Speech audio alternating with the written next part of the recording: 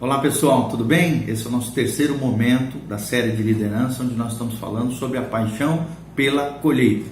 E agora nós vamos falar, já falamos sobre o campo da colheita, falamos sobre que a colheita é grande, mas os trabalhadores são poucos, falamos que os campos estão maduros para a colheita, o que falta são lavradores, falamos sobre essa relação entre paixão e colheita e falamos sobre, no último vídeo, sobre os três últimos grandes personagens da história da igreja, a Madre Teresa, o Sadhu Sundar Si e o William Bolt. Eu falo encarecidamente para você voltar no primeiro e no segundo vídeo que falam acerca da paixão da colheita. Agora vamos falar sobre a grande colheita. Ou seja, vivemos em um dos períodos mais emocionantes da história da salvação de Deus. John Stott, um grande teólogo americano, autor do livro Operação Mundo, teólogo, missionário, afirma que estamos vivendo no tempo do maior ajuntamento de pessoas para o reino de Deus que o mundo já viu. Nós vemos Reinhard Bonk, por exemplo, fazendo cruzadas evangelísticas na África, em países africanos, na Nigéria, em vários países ali, e às vezes num dia 1 milhão e poucos mil pessoas recebendo Jesus como Senhor e Salvador. Então, durante o século XX, a população mundial se multiplicou quase 4 vezes e a porcentagem de cristãos na América do Norte manteve-se a mesma, por exemplo. Na Europa, os cristãos não cresceram no mesmo ritmo da população, crescendo apenas 1,5%, durante esse século XX. No entanto, na Ásia, 15 vezes mais cristãos do que há 100 anos, e na África, 38 vezes mais cristãos. Ou seja, na Europa praticamente não cresceu, 1,5 vezes em 100 anos. Na América do Norte cresceu o número de cristãos 3,7 vezes em 100 anos. Já na Ásia deu um boom, 15 vezes, e na África 38 vezes o número de cristãos se multiplicaram. Isso prova que é um tempo de grande colheita. O cristianismo está crescendo de maneira global. E este é o estado atual do cristianismo no mundo no século XX. Existem mais de 2 bilhões de pessoas que afirmam ser cristãos nominais. Não sabemos, claro, só Deus sabe, quantos são cristãos reais, mas existem mais de 2 bilhões de pessoas que afirmam ser cristãos. O próprio Brasil, a proeminência no Brasil é de origem cristã. Tem o fundamento cristão, a cosmovisão cristã. Só falta, claro, refletir isso na sociedade, sendo luz do mundo e sal da terra, como diz a palavra de Deus em Mateus 5. Existem 5 milhões de igrejas em todo o mundo, segundo os missionários, estadistas, com relação às missões mundiais. E existem mais de 43 mil denominações cristãs. Existem 2 milhões de obreiros cristãos engajados no ministério da igreja, espalhado por toda a terra.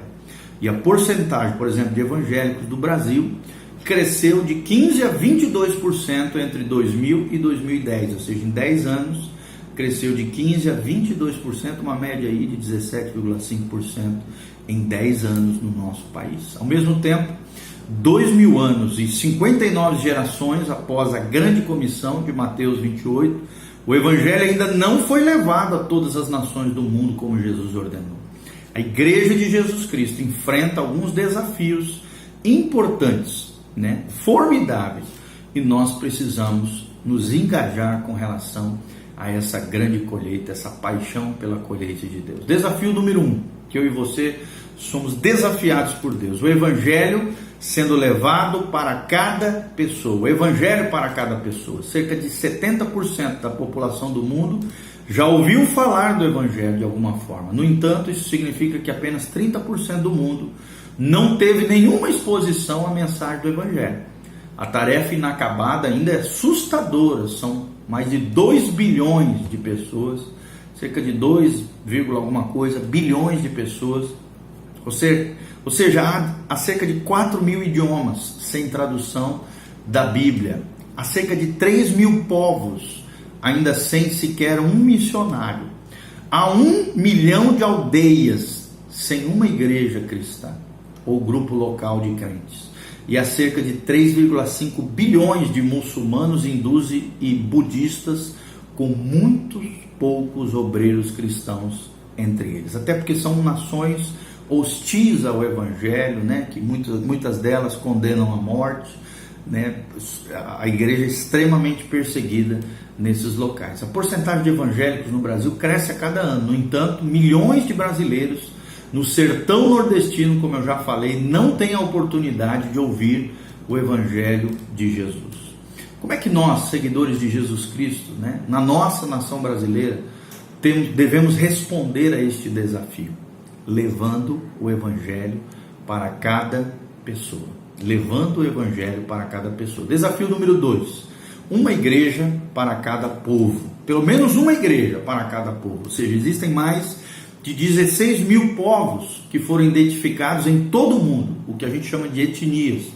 Grupos sociais com a mesma cultura, uma unidade de pensamento, uma mesma cosmovisão, práticas semelhantes, línguas semelhantes. Ou seja, 3 mil desses povos não foram alcançados, porque não há obreiros cristãos entre eles.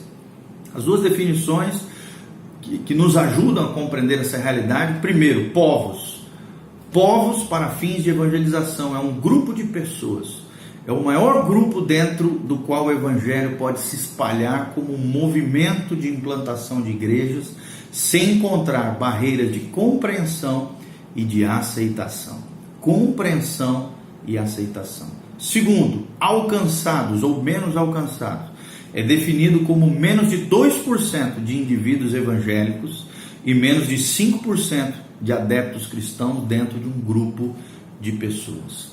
Apesar de sermos considerados um país cristão, ainda existem 30 povos não alcançados na nossa nação. 30 etnias que não tem sequer uma igreja evangélica, talvez um cristão nesses 30 povos não alcançados, considerados não alcançados na nossa nação brasileira. Existem 200 e poucas etnias, né, com línguas, com características próprias na nossa nação, ou seja, 200 e poucos povos.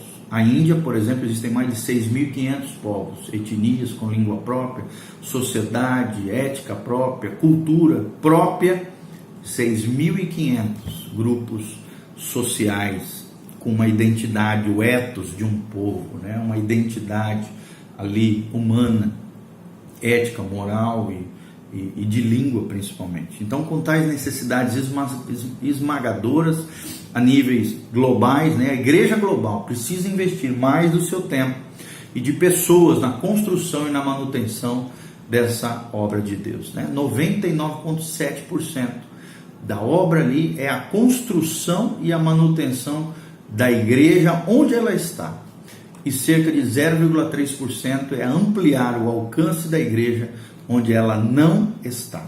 Ou seja, 99,7% dos recursos da igreja hoje são usados para a construção e manutenção das próprias igrejas, mas apenas 0,3% é investido e aplicado ao alcance de igrejas onde a igreja não existe. É muito pouco dos recursos usados para missões transculturais nos povos não alcançados. Então, nós precisamos pensar em algumas coisas muito importantes. O que pode a igreja, o ministério, a organização que eu represento fazer em resposta a esse desafio de cada igreja em cada povo? Existe algum povo não alcançado que eu possa ajudar a alcançar, né? Ou orando, ou indo lá, ou investindo para que o evangelho chegue nesse povo não alcançado? Quer seja no Brasil, nós vimos 30 povos, ainda não, de 250 e poucas etnias, né, cadastradas, catalogadas. Nós vemos que existe também um desafio número 3, que quando se fala de colheita, o nosso desafio número 3 são os pequeninos, as crianças. Existem muitas oportunidades de mostrar o amor de Cristo por meio das nossas ações e palavras, realizando o desejo da paixão de Jesus em demonstrar o amor de Deus. Jesus disse em Mateus 25, 35 a 40, porque tive fome, me deste de comer, tive sede e me deste de beber, era forasteiro e me hospedaste, estava nu e me vestistes, estava enfermo e me visitaste, preso e me foste ver. Então perguntarão os justos: Senhor, quando é que foi que te vimos com fome e te demos de comer? Ou com sede te demos de beber? E quando te vimos forasteiros e te hospedamos? Ou nu e te vestimos? quando te vimos enfermo ou preso e te fomos visitar? Então o rei, respondendo, lhes dirá: em verdade, vos afirmo que sempre que o fizeste a um desses meus pequeninos irmãos, a mim o fizeste. Mateus 25, 35, capítulo 25, versículo 35 a 40. Ou seja, tive fome e sede. O que tem isso a ver com nós hoje? Tive fome e sede. Cerca de 850 milhões de pessoas em todo o mundo sofrem de fome. A cada 5 segundos, uma criança morre de causas relacionadas à fome. Aproximadamente 1 em cada 8 pessoas não tem acesso à água potável, resultando então de doenças facilmente evitáveis se outrora tivesse água encanada, água potável para essas crianças, para esses adultos também. Tive fome e sede. Segundo, estava nu. Aproximadamente 2,7 bilhões de pessoas vivem com menos de $2 por dia. Tenta imaginar isso. Viver com menos de $2 por dia. Mais de 385 milhões de seres humanos vivem com menos de $1 por dia. No Brasil, 2,8% da população vive no estado de pobreza extrema, ou seja, com menos de $1 por dia. Estava nu. Carência e necessidade material nós estamos falando aqui. Adoeci, está falando de doença. A malária é a principal causa de morte mundialmente falando. Disenteria, que é facilmente evitável por medidas de simples saneamento, continua a matar milhões de crianças a cada ano em todo o mundo. Mais de 30,8 milhões de adultos e 2 milhões de crianças vivem com HIV, a AIDS. Estão morrendo, Por exemplo, em Moçambique, de cada 10 adultos, 3 têm AIDS, ou seja, 30% da população contraiu o vírus HIV, estão destinados à morte. Existem mais de 60 mil crianças órfãos de pai e mãe que morreram de AIDS em Moçambique, na África. Em 2009, cerca de 2,7 milhões de pessoas foram infectadas com este vírus mortal. E há aproximadamente 10.750 mil homens e mulheres e crianças na prisão ao redor do mundo. Estive na prisão. Lembrando sempre, tive fome e sede, estava nu, adoeci e agora estive na prisão. Tenta imaginar comigo, aproximadamente 10.750 mil homens e mulheres e crianças na prisão em torno do mundo. 10 milhões, 10.750 mil homens e mulheres e crianças na prisão em torno de todo o mundo. As prisões geralmente estão lotadas, são repugnantes e são extremamente violentas. Muitas delas são a escola do crime. Muitos estão na prisão por razões políticas, perseguições ideológicas, perseguições religiosas. A perseguição pelos cristãos está em ascensão, principalmente na janela 1040 que nós falamos. Estima-se que 100 milhões de cristãos ao redor do mundo sofrem algum tipo de perseguição por causa da sua fé. Em muitos países, a conversão religiosa é ilegal e punível com prisão e até morte. Então, uma das líderes mais compassivas, uma das líderes mais compassivas aos mais pobres entre os pobres, nós já falamos aqui, foi a Madre Teresa de Calcutá, movida pela paixão de Deus, que em 1948 Jesus falou com Madre Teresa e ela respondeu criando um novo ministério chamado Missionárias da Caridade. Foram 15 meses de explicação, planejamento, incessante campanha, enfrentando grandes obstáculos. E antes dela ser aprovada para começar, em um ponto ela recorreu ao seu arcebispo dizendo: deixe-me ir, almas estão sendo perdidas. E naquela época havia mais de 3.000 favelas na cidade de Calcutá, na Índia. Quando Jesus falou com Madre Teresa sobre a visão, ela respondeu dizendo: dê-me luz, envia-me com o teu próprio Espírito para me ensinar a tua vontade, que me dará força para fazer as coisas que são agradáveis a ti, Senhor. E ela também dizia: Jesus, meu Jesus, eu estou com muito medo. E Jesus respondia: não tenha medo, eu estarei sempre com você. Nos anos seguintes, quando questionada sobre sua motivação para o ministério com os pequeninos, com os pobres, com os mais carentes, Madre Teresa muitas vezes respondia: eu vejo o rosto de Jesus nos pobres e eu faço isso por ele. Vou repetir: eu vejo o rosto de Jesus nos pobres e eu faço isso por ele. Então existem muitas oportunidades para mim e para você compartilharmos em palavras, em ações, do amor de Deus com as outras pessoas que vivem na sua comunidade, pessoas que você pode tocar, que eu não posso tocar, mas você pode tocar, abençoar, exercer generosidade, misericórdia, ajuda, apoio, e em outras regiões do mundo também que estão sofrendo. E a pergunta que nós temos que responder é: como é que você acha que Jesus quer que você responda aos desafios da atual situação mundial? Como é que você vai responder a tudo isso que você ouviu agora através desse vídeo? Então, lembre-se disso, querido. Como é que nós podemos experimentar completamente a paixão de Deus pela colheita? Primeiro, lembrar, como nós já falamos, que a paixão é o resultado direto da nossa intimidade com Deus, o nosso amor por Cristo, o nosso compromisso com Ele. Essa paixão resulta em não vivermos para nós mesmos, mas vivemos para a glória de Deus. 2 Coríntios 5,15, a Bíblia diz: porque o amor de Cristo nos constrange, julgando de nós assim, que se um morreu por todos, logo todos morreram. E ele morreu por todos, para que os que vivem não vivam mais para si, mas para aquele que eles morreu e ressuscitou. 2 Coríntios 5,15. Nós precisamos entender que essa paixão vem de Deus. Wesley Duell escreve no seu grande livro Em Chamas para Deus, ele nos diz: não podemos acender esse fogo em nós mesmos, não podemos produzi-lo, nenhum homem pode acender em si mesmo o fogo celestial. Ele deve vir da brasa viva do altar de Deus. E esse altar representa a presença do Senhor. Oração, leitura da palavra, adoração, jejum, comunhão com os santos, serviço em prol do reino de Deus. Como é que nós podemos experimentar a paixão de Deus pela colheita de Deus e pelos perdidos? Talvez você esteja se perguntando, você talvez esteja procurando. Você vai à porta e bate nela, porque Deus vai abrir essa porta para você. Tiago 1,17: toda boa dádiva, todo dom perfeito vem do alto, descendo do Pai das luzes, em quem não há mudança nem sombra de variação.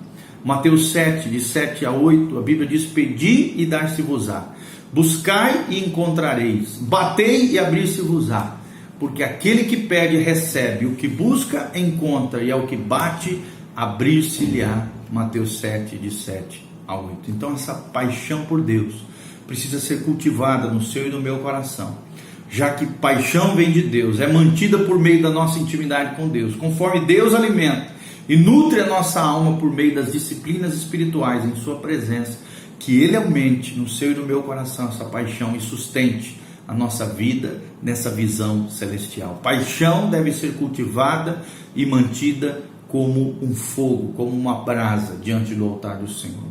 Então o que nós podemos concluir com tudo isso? Já que a paixão de Deus é para com os perdidos, Deus está mais do que pronto para lhe dar um coração apaixonado por Ele e pelos perdidos. Você não pode acender esse fogo. O fogo da paixão vem somente de Deus. E os passos são claros. Primeiro passo: comprometa-se a ser um servo de Jesus de Nazaré. Segundo passo: pergunte, busque, vá à porta e bata na porta. E terceiro lugar: receba em nome de Jesus. Quero fazer uma oração encerrando. Fale assim comigo: Deus, eu quero que a paixão que o Senhor tem para com os perdidos se torne a minha paixão. Peço que do alto o Senhor envie fogo aos meus ossos, tal como fez a Jeremias, Pedro, João e o apóstolo Paulo. Deixe este fogo queimar qualquer coisa que esteja me impedindo de experimentar a sua paixão divina, seguindo o exemplo do seu Filho Jesus, que cheio de compaixão buscou os perdidos. Em nome de Jesus eu oro, eu me consagro e me entrego diante do Senhor, em nome de Jesus. Que todos os nossos corações queimem com uma chama apaixonada que nunca apagará, até a colheita estar concluída, ou até que Cristo nos leve para o lar celestial. Que sejamos diligentes com o nosso chamado para salvar as almas perdidas. Que Deus te abençoe, que a graça de Deus venha sobre a tua vida, em nome de Jesus. Amém.